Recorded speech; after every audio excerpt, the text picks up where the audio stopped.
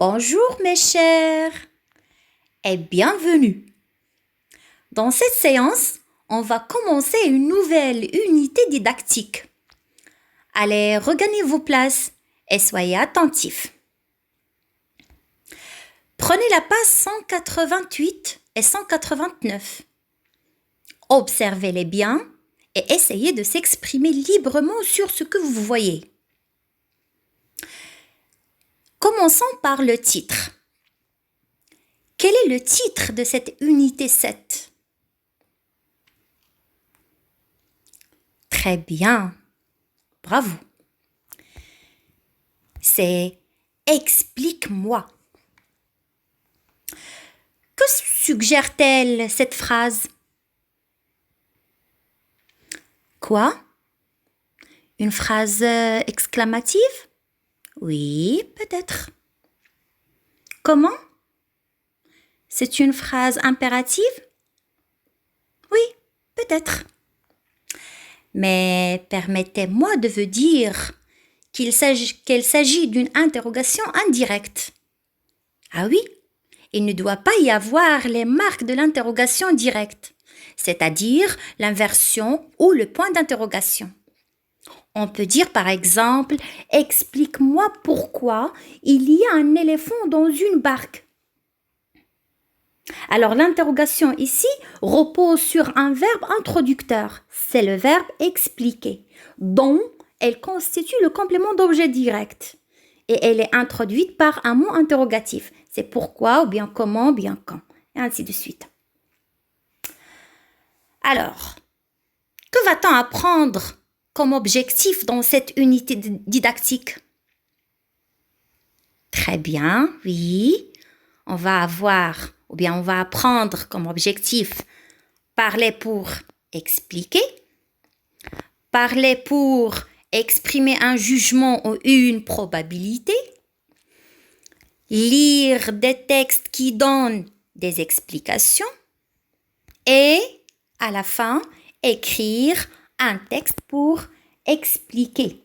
Alors, ces objectifs, ce sont nos prochains buts dans ce thème. Bien.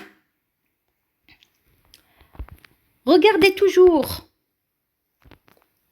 la page 188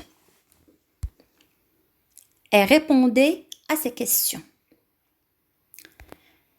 Quel est le titre de l'œuvre que précise-t-il?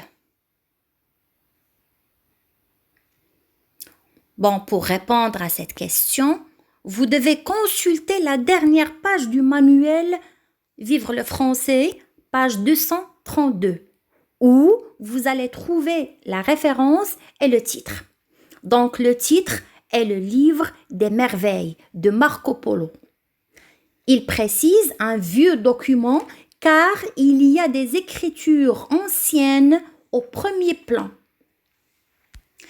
Et à l'occasion, je vous propose de faire une petite recherche sur Marco Polo, sur ses voyages et sur le livre des merveilles, afin d'enrichir vos connaissances. Sachant qu'en 1295, Marco Polo se retrouve en prison dans la cellule d'un écrivain à qui il dicte de mémoire des souvenirs de voyage. C'est ainsi que naît le livre des merveilles. Prenez maintenant votre temps et essayez de décrire l'image et de repérer les éléments qui la composent.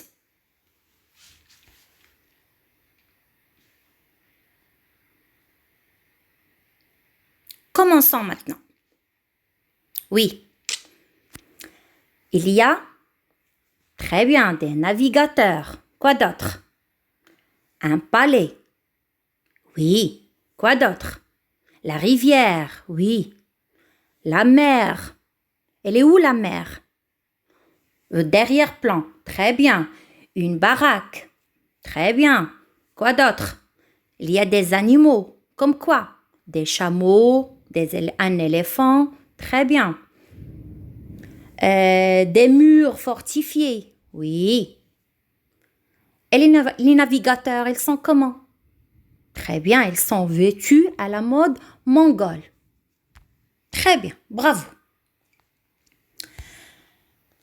D'où ces marchands navigateurs viennent-ils?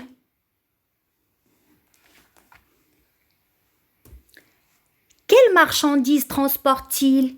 Par quels moyens? Alors, ces navigateurs viennent en mission renvoyée par l'empereur mongol. Ils transportent 3 chameaux et un éléphant dressé et harnaché qui porte de lourds paquets. Très bien, super. Maintenant, d'après le champ lexical collecté, on va essayer de l'employer dans des phrases pour produire un petit texte que vous devez recopier sur votre cahier d'activité numéro 2, page 58. Je vous propose un petit texte. Marco Polo et 2 autres navigateurs vêtus à la mode mongole accostent devant le palais du seigneur auquel ils rendent visite. Sur la rive, ils ont amarré une grande barque sur laquelle ils ont transporté des animaux. Pendant que les compagnons de Marco Polo débarquent ce qui semble être des cadeaux, le navigateur salue à l'oriental le personnage venu les accueillir à la porte du mur fortifié.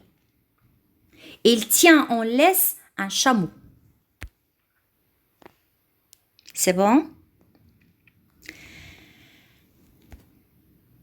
Merci pour votre attention et au revoir.